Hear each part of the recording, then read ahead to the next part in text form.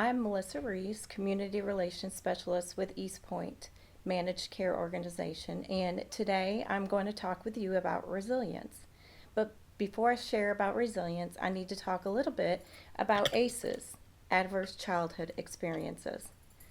What are ACEs? ACEs are serious childhood traumas, a list that results in toxic stress that can harm a child's brain. This toxic stress may prevent a child from learning, from playing in a healthy way with other children, and can result in long-term health problems. There is an adverse childhood experience questionnaire that I do recommend that you look at a later time. It is a series of different questions that you can go through and answer for you to have. I do want you to know that adverse childhood experiences are common. From results of a study, we learned that traumatic events and experiences that occur early in life have an impact on the health and social emotional well-being throughout the lifespan. ACEs shows us that adults who experience multiple adverse experiences in their youth have an increased risk for poor health outcomes such as obesity, alcoholism, and depression. Because of this trauma, it is hard for people to provide and access safe environments and stable, supportive relationships. When you constantly live in that environment, it leads to a high level of unmet physical, emotional, and social needs. ACEs in North Carolina, 23.8%. The percentage of children aged 0 to 17 who experience two or more of the following: socioeconomic hardship, parental divorce or separation, live with someone who had an alcohol or drug problem, victim or witness of neighborhood violence, lived with someone was mentally ill, suicidal or severely depressed, domestic violence witness, parents served time in jail, or treated or judged unfairly due to race, ethnicity, and death of a parent. Now we're going to talk about resilience. Resilience is the capacity to rise above difficult circumstances, allowing our children to exist in this less than perfect world while moving forward with optimism and confidence. It's also the ability to return to being healthy and hopeful after bad things happening. Research shows that if parents provide a safe environment for their children and teach them how to be resilient, that helps reduce the effects of ACEs. Resilience trumps ACEs. Parents, teachers, and caregivers can help children by gaining an understanding of ACEs, the adverse childhood experiences, helping children identify feelings and managing emotions, creating safe physical and emotional environments at home and in the school and in their neighborhoods. Childhood resiliency starts with a shift in thinking from what's wrong with you to what happened to you. The good news is that the brain is plastic and the body wants to heal.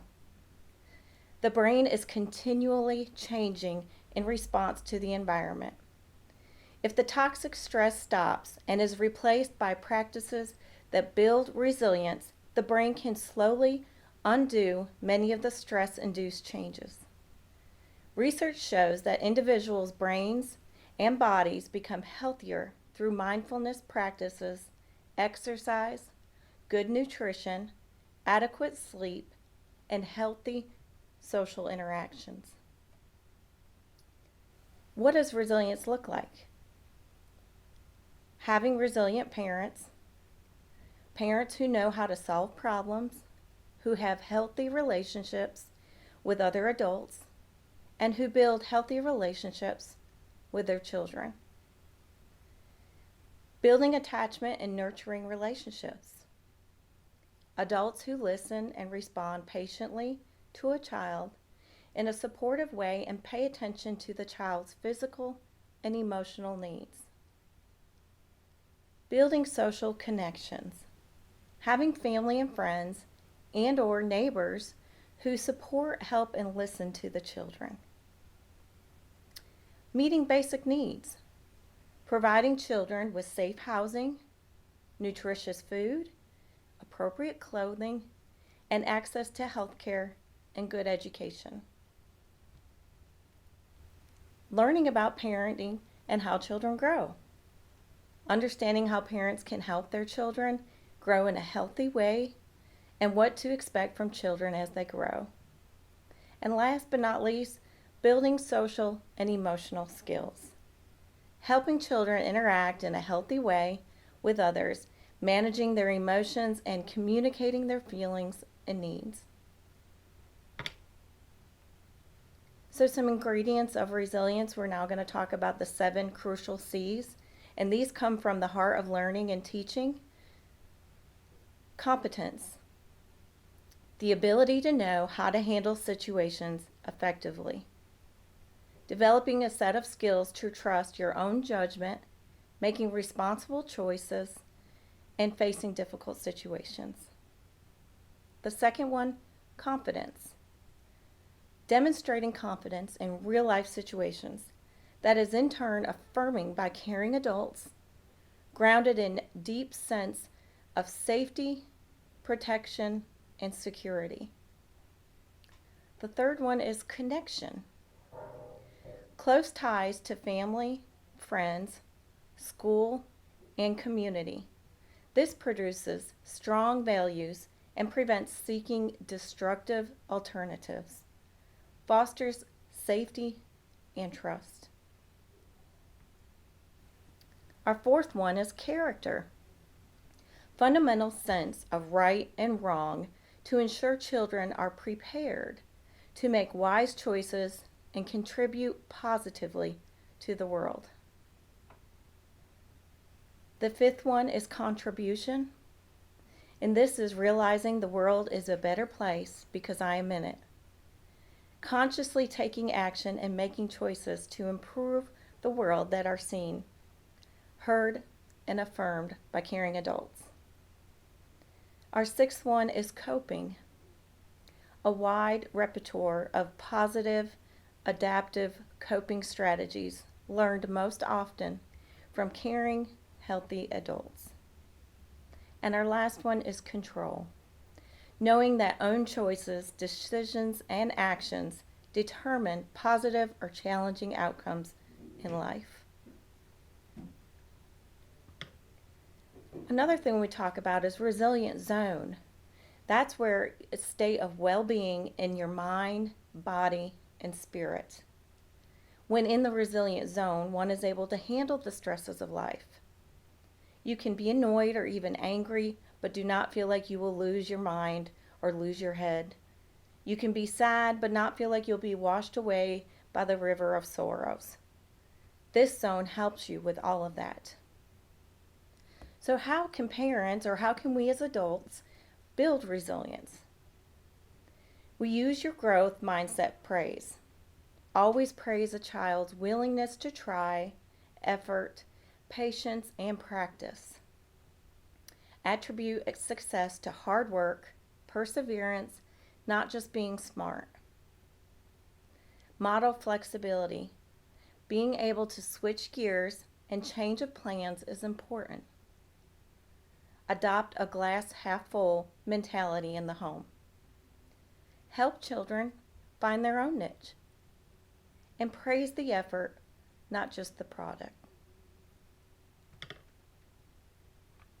So try this daily if you can. When your day begins, close your eyes, take several deep breaths, and ask yourself, what is my intention today? At the end of your day, before sleep overtakes you, ask yourself, what can I put down? What am I ready to be done with? Put it down and don't pick it up again the next day. Designate a day of rest. This will serve to remind us that if we truly want to reconnect with ourselves, work and creation must stop.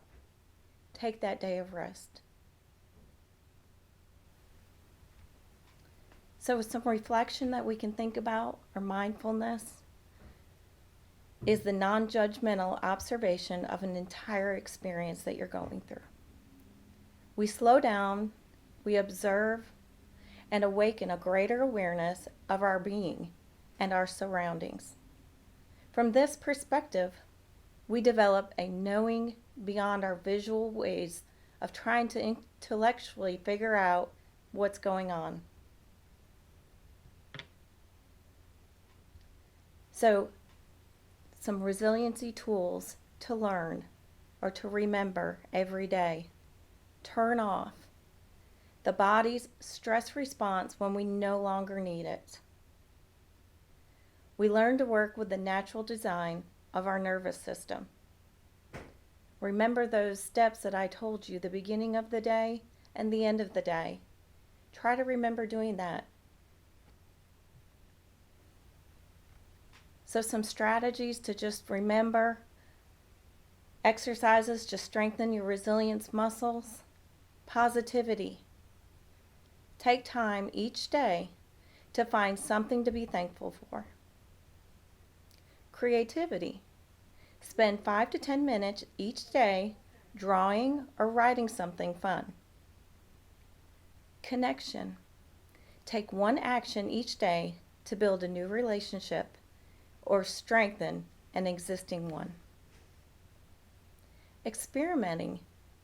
Each day, do one new or unfamiliar thing. Confidence. At the end of each day, identify something new that you've learned that day. Structure. Spend 5 to 10 minutes each day organizing or planning something. And priorities. Each morning, identify your 3 most important goals for that day.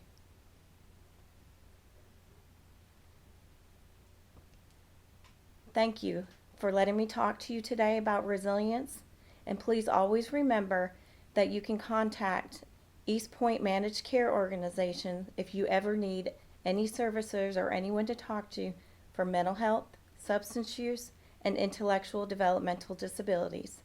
You can do so by dialing 1-800-913-6109, or you can also go to our website, which is www.eastpointe.net. There you can fill out different screenings, or if you need to choose a provider, or you can just call our call center and they will help you out. Thank you.